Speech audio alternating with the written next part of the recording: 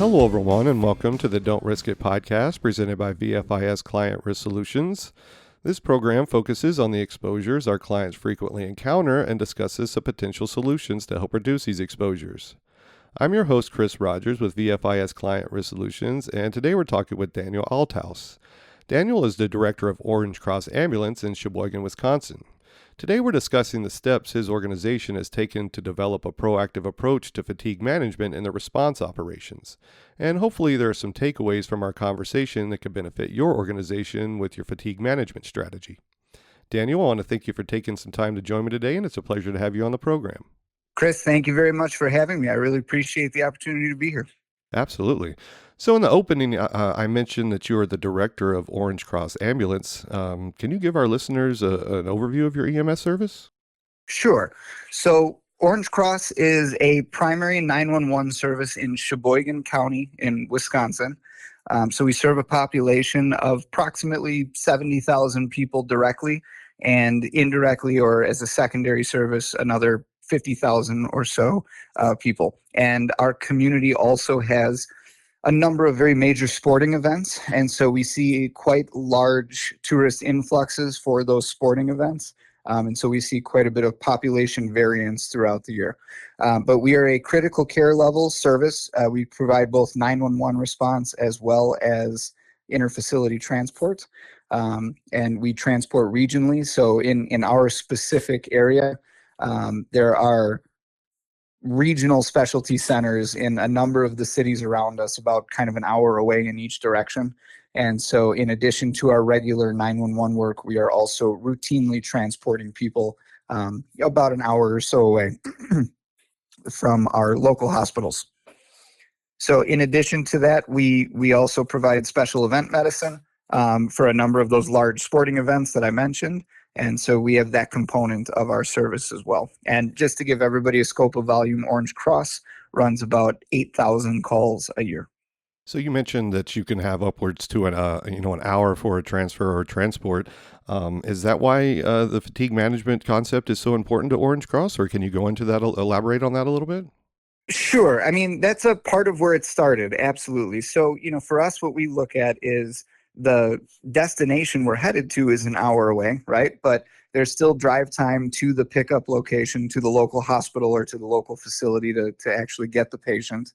And then we have about an hour or more drive time to the destination facility. You have the handoff time, and then you have another, hour or more drive time back. And in our particular area, we're not too far outside the Milwaukee metropolitan area.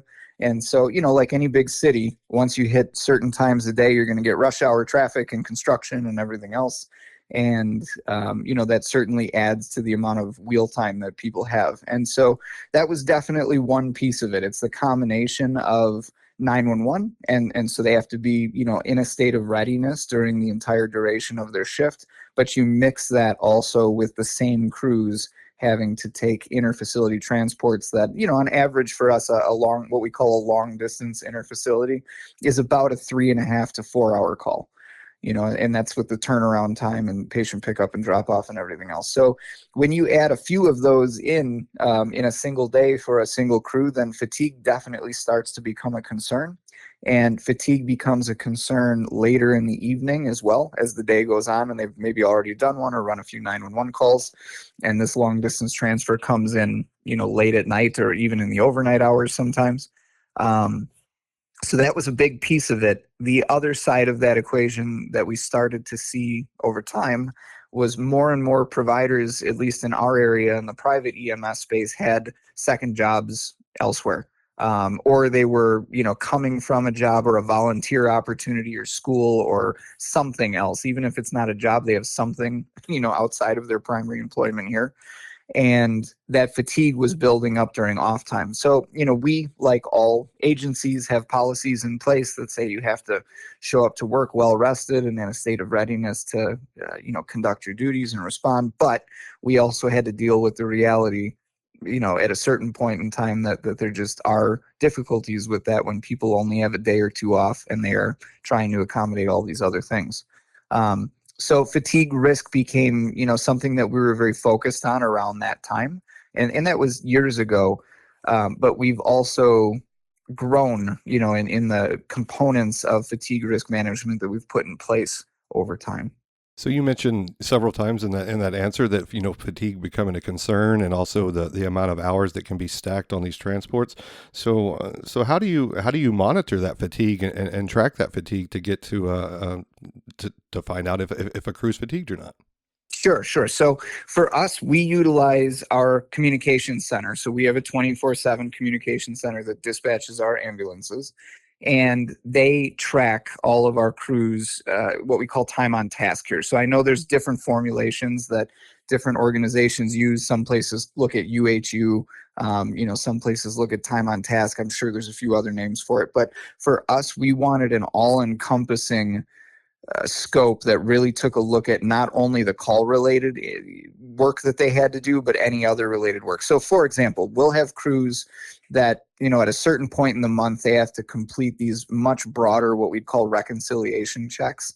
In Wisconsin, they're called Trans 309s, or, full medication reconciliation checks. And if those are done correctly, those two types, right, that's a 3 or 4 hour process on an ambulance. And so you have to take into account that they're not resting during that time. And that might be the start of the day. And it's not a call, but it's still time that they're awake, active, doing all those things. So we really wanted to look at everything. It wasn't just call related information or timing. It was also what they were doing with PR events, what they were doing with supplies or restocking or inventory or these unit checks. What would happen if they had a mechanical issue on the road, or if they had to post long term because of system status management. So we wanted a more encompassing tracker that really looked at all of those pieces and kind of gave us an idea of, out of a 24-hour shift, how long have these individuals been awake and kind of active on the road in some capacity. So that's really where we started. Sounds like a lot of data points that go into that formula to come out on the other side to see if they're fatigued or not. Yeah, so it's grown, and we've adopted better tools to track all of those different pieces over time. But when we first started, because you're exactly right, the very first iteration of this was like on an Excel spreadsheet that had a bunch of formulas built into it. But what we were able to do was take a year's worth of data, from prior years, and sort of give average estimates for certain call or certain function types and their time allotment. And then for the first 2 or 3 years, we would go back and we'd look each year and adjust that average time allotment that was associated with that type of activity. And that worked pretty well. But then eventually, as we got busier, we had the opportunity to adopt more advanced CAD functions that could give us much more specific and very like real time and situation specific data. And that certainly helps as well.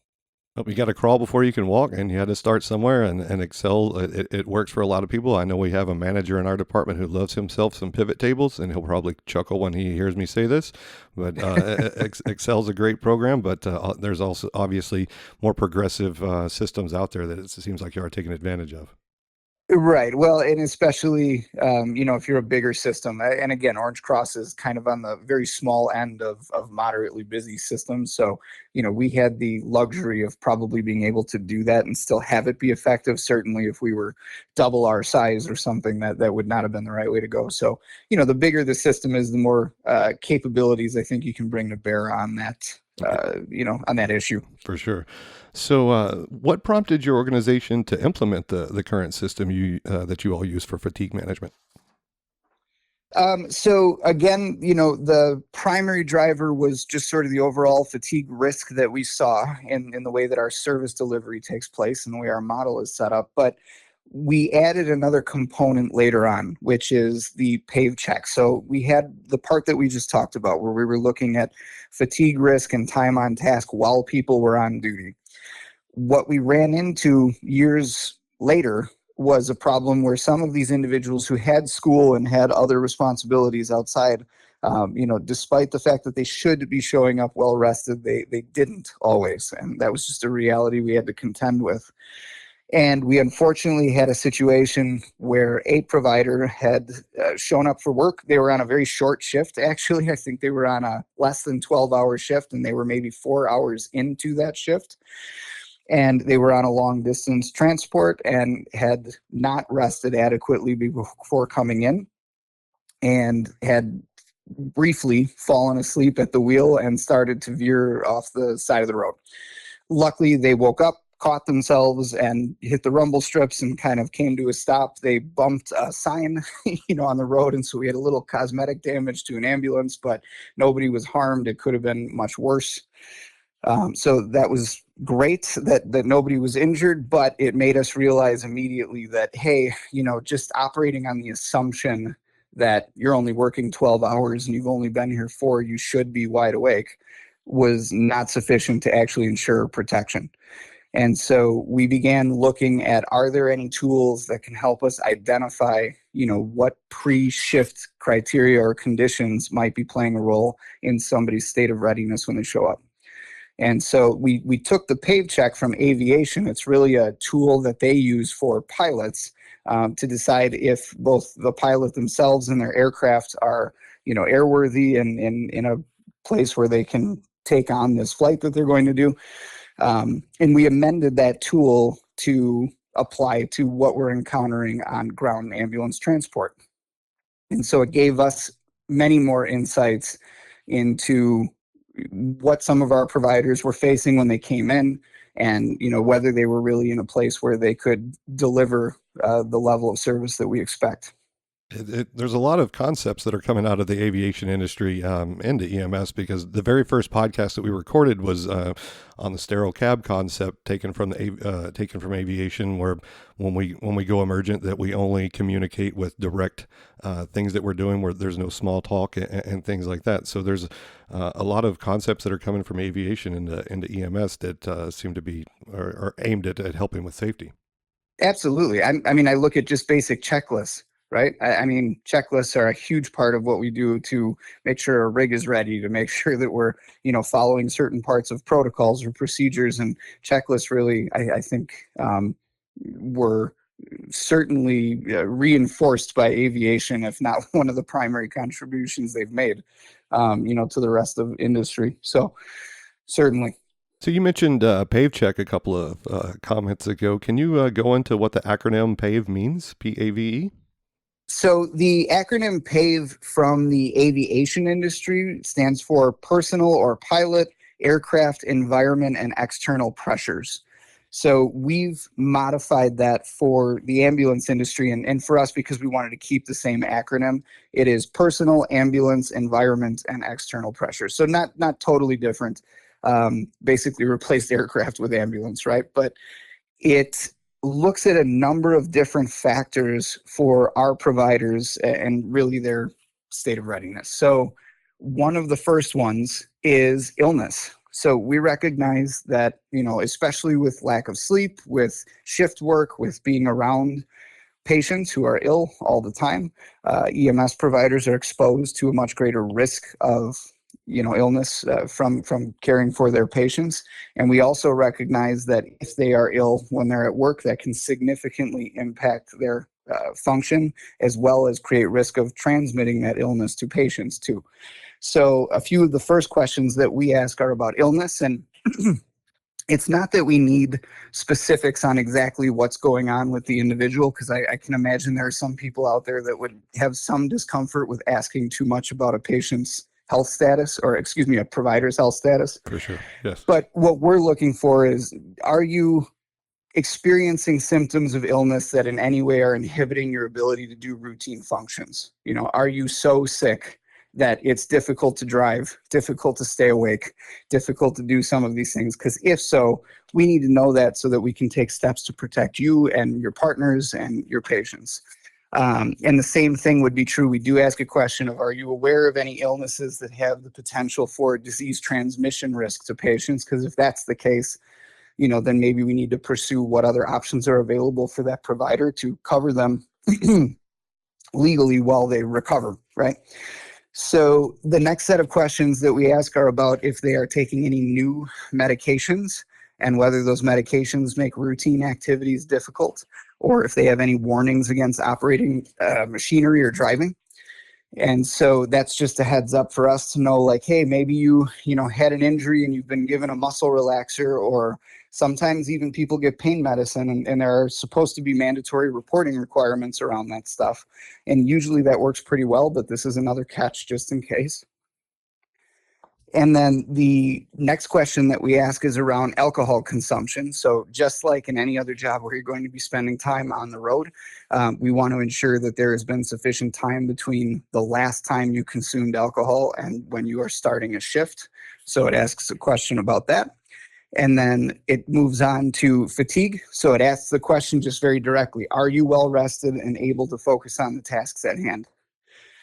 And assuming that they are, it moves on to ask about a few personal considerations. So things that we've identified, especially with newer people too, when maybe they don't have as many uniforms yet because they're early in their career. And in Wisconsin, where we are, at least, we have kind of the extreme sports version of weather. I'm sure you see that in Pennsylvania too. Well, I live in Texas, so we get the heat side of it. Oh, you live in Texas. Okay, got it. My apologies. But yeah, so you guys get the heat. We get the cold here, and it comes on very, very suddenly for us. So we asked some questions about, do you have appropriate, hot or cold weather gear? Just because that can be something that can really make the day miserable too, and it's something we have the ability to fix pretty quickly if we discover it. Right. So we ask those questions as well. And again, the PAVE check is just designed to give our frontline supervisors a heads up and some insight into what the status of their team is that day, and if there's any considerations they need to take to protect them or the patients. So it sounds like y'all took that form from the aviation industry and made some modifications to it to fit what you're doing. How is the PAVE form utilized in your operations? I think you went over it a little bit, but I think there's some probably additional information in there. Sure, absolutely. So for us, we require that they fill it out right away in the morning. So for our agency, and I'm sure it's the same for many, when providers come in, they begin their day with their truck checks or their rig checks. And any other inspections that they need to do, and the PAVE check is part of that. So we are typically getting the PAVE checks from our providers within the first 20 minutes that they're on shift. And what we look at, and this is probably an important piece to note, because I know we talked about this a little bit internally when we first rolled out the process, but this is not for us intended to be a disciplinary procedure or a workup to a disciplinary procedure. It's meant to help us identify where there are risk factors. So when what we call a positive PAVE comes in, where somebody has answered in the affirmative that they are having some problem that prevents them from conducting their duties as expected, the first thing we do is check in with them. And so we have our frontline field supervisors that will reach out to that individual and say, hey, what's going on? Either I'm sick, and we actually have at our service some internal rehab protocols as well that we can do to help some of our individuals. But on top of that, maybe it's just I'm just not feeling it today. Okay, let me see if we can make a call and get a part-time provider to come in and cover you for the day. They'll work that out with the individual. Maybe it is they are very fatigued because they worked a shift the night before, right? And it didn't go well. They didn't get a lot of rest. Or they had a problem with school. They were up all night studying, whatever it might be. And they'll start with kind of the smallest incremental measure that might make a difference. So maybe the question is, do you need 2 hours of downtime to ensure that you can, rest adequately and sort of be in a state of readiness to finish the rest of your shift? If that doesn't work, then maybe we're talking a little bit more. Do you need the day off? Do we need to, get you in touch with healthcare, whatever it might be? So, the first thing that we worried about is, okay, how do we, in the private space at least, and it might be a little different than municipal services, but in the private space, there was concern about this being abused, right? How do we stop this from being something where people just kind of say, I'm not feeling well today, and get a day off without any, repercussions? So we were very clear with everybody that when we rolled this out, it is not a disciplinary tool. However, if we start to notice a trend where routinely you are not in the state of readiness that's expected of you, then you should expect that we're going to pull you in for a broader conversation about, your career trajectory here. Right, right. But luckily, we haven't really seen that.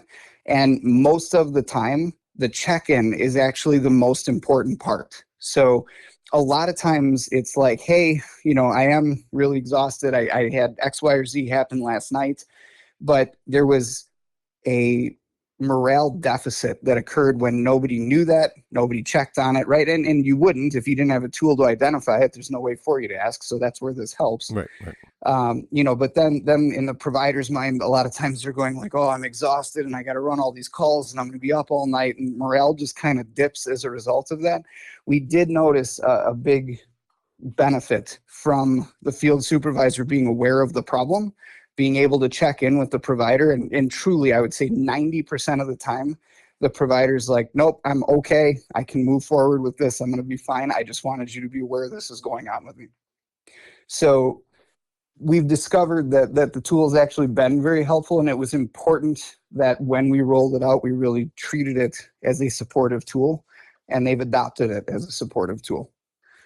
So how was this initially received by your staff? And I'll preface this by, we routinely make medical evaluation recommendations when we go out and do our risk control surveys, and they're often met with resistance because we'll get feedback from the department saying, the crew feels like, or some of the crew members feel like we're trying to pull them off the rigs, which it's exactly the opposite. We're trying to find the ticking in the engine before the head gasket blows, and so we can keep them in the service.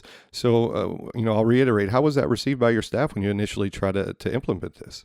Yeah, it was difficult at first. I think there was a period where, and it was difficult on two fronts, actually. So you had the part about the staff writ large that you had to convince this was a worthwhile endeavor and a helpful tool, and also something we were going to use the way we said we were going to use it. There was the second piece where you had to convince the frontline supervisors that this, wasn't just a waste of their time and wasn't just a way for people to make an excuse about not being ready to go for the day or something. So the honest answer to that is it took a lot of pushing in the beginning and kind of forcing the issue for a little while. And a few months in from doing that, people started to see on their own that it was working. And I think it took a little bit of goodwill on the part of both parties, right? It took the supervisors being willing to use this as a supportive endeavor and kind of use it to help their team be in a good state. And it also took the trust of the team members to fill it out honestly in the beginning and, see that they weren't facing negative repercussions as a result of it. And that part's a big lift, right? Because there's anytime, I hate to say it, but unfortunately when management, quote unquote, wants to push some new policy or idea, there can be resistance, like you mentioned. So the truth was it took forcing the issue for a while until everybody saw that we meant what we said and that the tool worked and that we were able to overcome some challenges that might have caused broader problems otherwise. And then people started to adopt it a little bit more genuinely, I think. Some of us are hesitant to change, and I fall into that bucket. So I can see where making a large culture shift in your organization would be. It's not an implement from day one, and it's good to go. It takes some time to get that thing running. Yeah, it really does. And I think, that's true of most things, to be fair. I suppose it's not just this, that is kind of something we see across the board. So we've talked about the pay form and all the questions that are asked, and you kind of alluded to it a moment ago in one of your previous comments. But how do you ensure that the providers are being honest when they're filling out these forms and answering these questions? So, I think that goes back to the part about them trusting at a certain point that it was being used for the right reasons. And there's two pieces to this. The other thing is the PAVE questionnaire is all set to yes, no responses.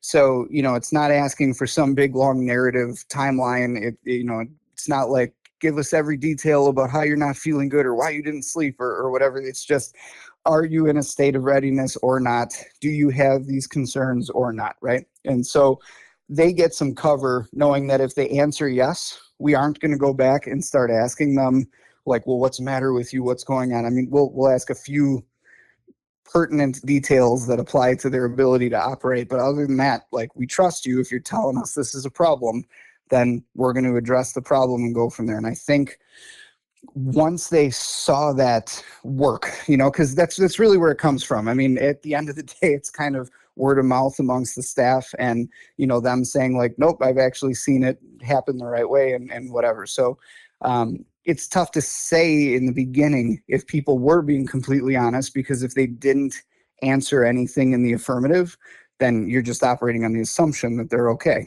But when more of them began to come in and more time went by, we began to see them come in with an affirmative answer more routinely and spread out amongst a broader proportion of the staff.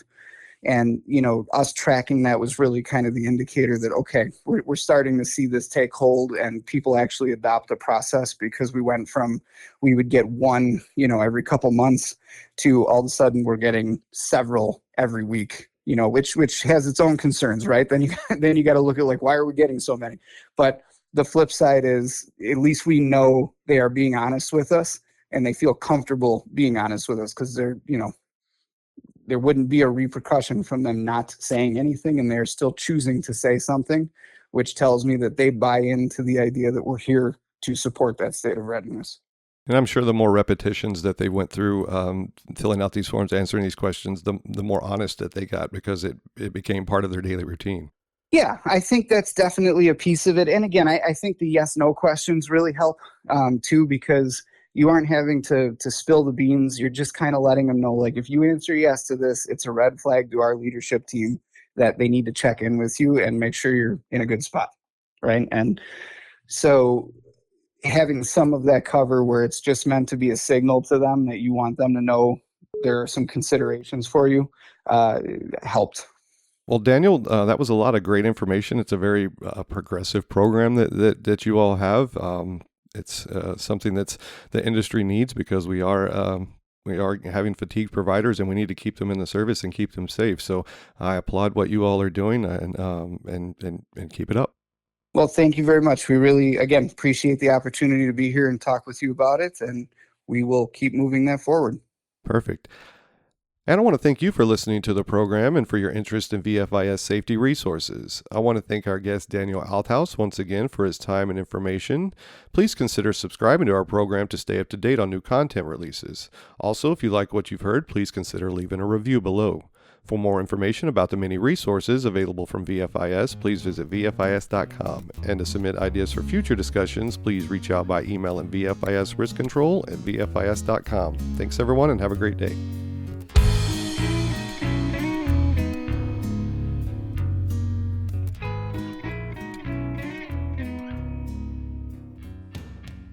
The views, information, or opinions expressed during this program are solely those of the individuals involved and do not necessarily represent those of Gladfelter Insurance Group, VFIS, and its employees.